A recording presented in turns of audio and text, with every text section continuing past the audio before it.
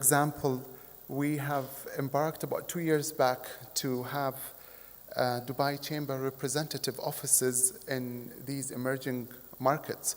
We currently have an office in Addis Ababa in Ethiopia, and earlier this year we have opened our office in Ghana, in Accra, and we're planning to open later this year in Maputo, Mozambique, and we're looking very seriously at Rwanda at this stage. Now, the reason why our presence is there is to really facilitate businesses, those, whether it's local businesses here or international businesses that would like to set up in, and have operations and do business in Africa. Another initiative that we've started a couple of years with the patronage of His Highness Sheikh Mohammed bin Rashid Al Maktoum, UAE Vice President, Prime Minister, and ruler of Dubai, is the Africa Global Business Forum. It is a platform that we organize annually to give a better understanding of Africa, give a better understanding of the challenges. And interestingly, and it is obvious to all, that one of the main challenges that we are facing, that Africa is facing, is the infrastructure, which happens to be the theme of our last year's business forum and continues to be the theme, particularly within professionals like yourselves from this industry. Some interesting numbers as well for you to know. Egypt was Dubai's main trade partner in Africa last year with a trade worth of almost 16 billion dirhams. South Africa is second. Sudan is third at 9 billion. And that continues to grow. We've noticed that historically most of our trade and activities are part of the East African continent, Kenya, Ethiopia, and others, but we're seeing more and more interesting expansions into West Africa, into other markets. And Emirates Airlines plays an important role, whether it's cargo or the connectivity that we have across 24 cities that connects Dubai, making it the largest operator to Africa from our region here. Now, this is Africa, and if I speak about other operations that we have in terms of international markets, we also have offices in Azerbaijan, in Baku. So a CIS region is an extremely important one. It has its challenges as well. And we continue to look at this market and connecting these markets to Dubai. And South Asia, of course, historically is a major partner and contributor to Dubai's economy. Last year, Dubai's non-oil trade with the region reached almost 130 billion dirhams. India, of course, is Dubai's largest trade partner in South Asia and the second largest overall, with a value of almost 181 billion dirhams. Not only is trade important, but South Asian businesses are a central part of Dubai's economy. There are almost 23,000 Indian member companies which are active across the full spectrum of our economy here in Dubai. These are supported by the Indian Business and Professional Council, which is one of many channels that the Chamber has provided for international present that are working and doing business here in Dubai. I'll give one example. Dubai is also investing in India's economy. For instance, the Smart City Kochi project at the state of Kerala, which is the largest existing industrial city of knowledge in India. This mega project has been on the UAE model, was built on the UAE's model of smart city, new technology and innovation, and Dubai's TCOM owns 84% of the shares.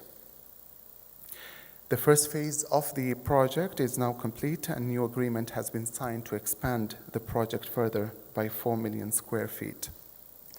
What we're trying to say here in Dubai is that we have built the infrastructure, and thank you for mentioning the soft infrastructure as well earlier, because I think that infrastructure as a physical presence and would not work without having the soft infrastructure. And we'll hear some very good institutions that are providing this in addition to the Chamber of Commerce with our panelists here.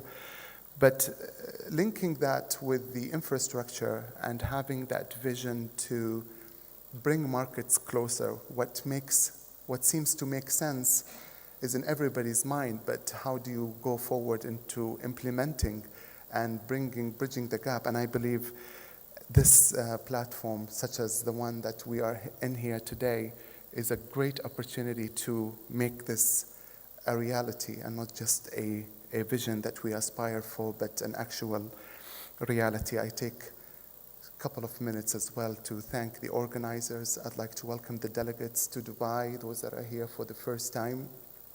And if there's anything that we can do to support you at Dubai Chamber of Commerce and Industry, we will be happy to provide you with that. And I wish you a very successful and a pleasant day. Thank you.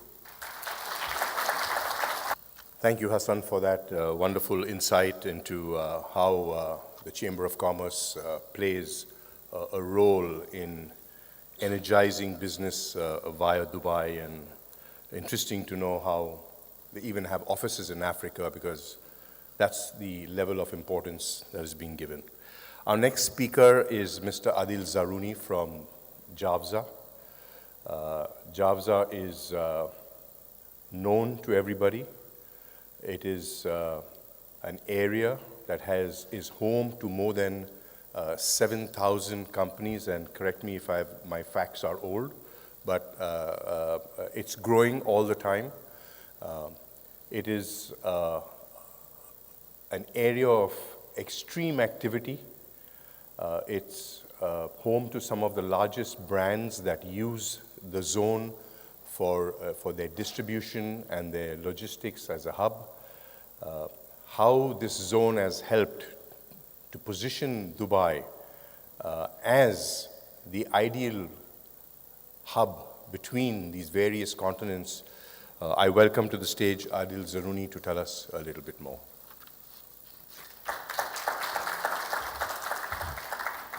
Thank you very much. Good morning, Your Excellencies, ladies and gentlemen. It's always a pleasure having a speech after Mr. Hassan, because he would always offload me from the numbers, so I don't need to get into numbers. I've had the pleasure of working for Dubai and United Arab Emirates for a number of years now, and especially in the region, Middle East and Africa, and in a couple of roles, which got me a good insight on to both economies, cultures in the Middle East. At the stage, I was doing a lot of development of economic zones, and currently mainly doing, aiming to attract foreign direct investment to Dubai. What I believe Dubai have been doing fantastically in many decades now is to, as in my words, host and move people, goods, and money. What I believe Dubai is trying to do now is through extending its infrastructure, extending offices, different agencies having different offices, pushing people from Dubai into the areas we serve, and currently highly focused onto Africa and Central Asia, to also host and exchange opportunities, ideas, and innovation.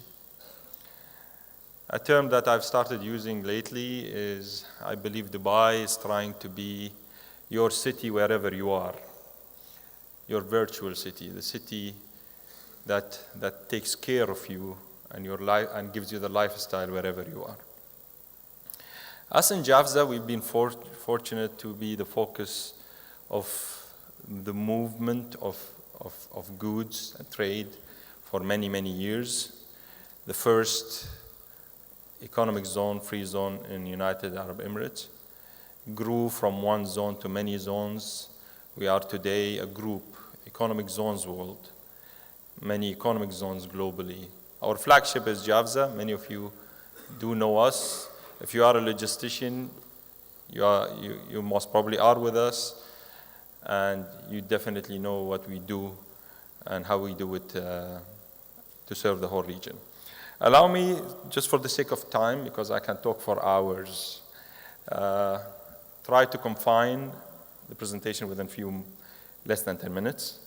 And I'll be happy then afterwards going through the panel discussions, and then afterwards answer any questions you have face to face.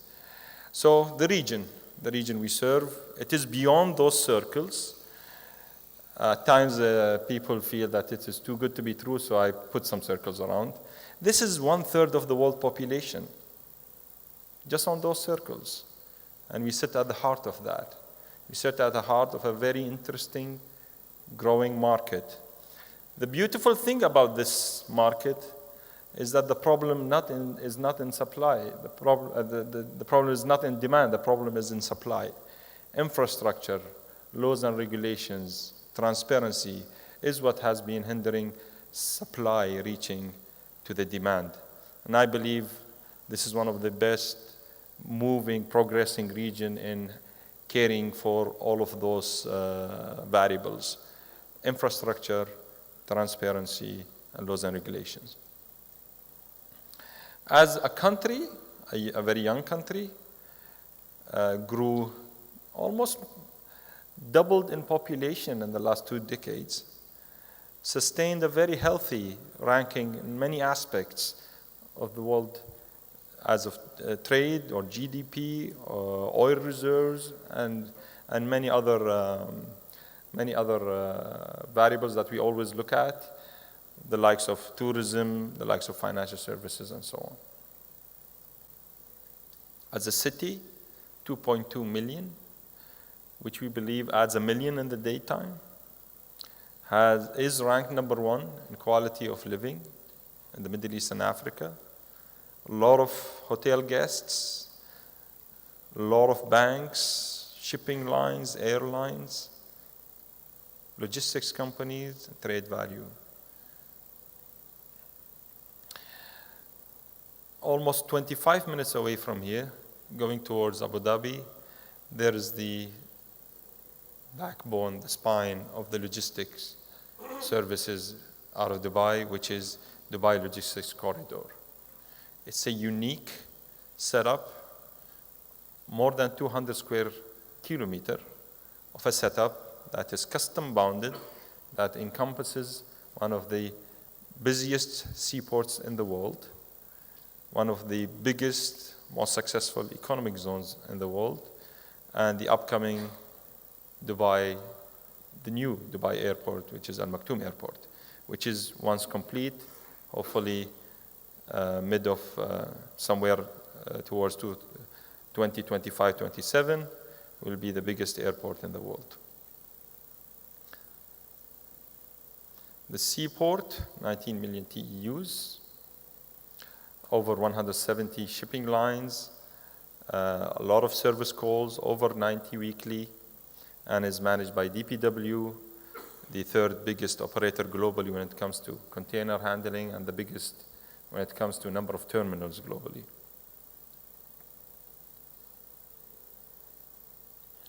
As of Dubai World Central, I have my colleague, which will also shed a light. The airport itself is aimed to handle more than 160 million. The last figure I heard is that it was expanded to 200, yeah? So expect 200 million passengers and 12 million tons of cargo capacity. As of Jebel Ali Free Zone, we are quite unique in our proposition. The good thing about us, we encompass everything possible. Connection through sea, air, links to the major highways connecting into the GCC, and the upcoming Ittihad Rail, which is expected to terminate at the seaport somewhere towards 2017. We have quite a variety of customer base. We are more than 7,000 customers from more than 120 countries, out of which more than 100 are Fortune 500 companies. We have almost 414 companies from Africa. So we are quite a big community of traders from all around the world doing business within. We are quite the textbook on the definition of free zones. We do set the rule on what an actual free zone looks like. 100% foreign ownership, 0% corporate tax, freedom of repatriating both capital and profit, no recruitment restrictions, no currency restrictions, offering long-term contracts and a very unique one-stop shop. Many say it's too good to be true, so I stopped saying that.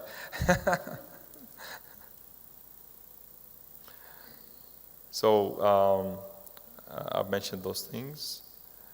We've evolved in our offerings. We provide a lot of support both on the licensing and registration as well as on facilities. We work with companies from as small as a workstation to as big as a 100,000, 200,000 square meters of land for their different requirements. Naturally, us being located strategically between the port and a seaport, an airport and a seaport, we are quite very strong in many sectors that require movement of goods, the likes of construction, petrochem, FMCG, logistics, aviation, automotive, and so on.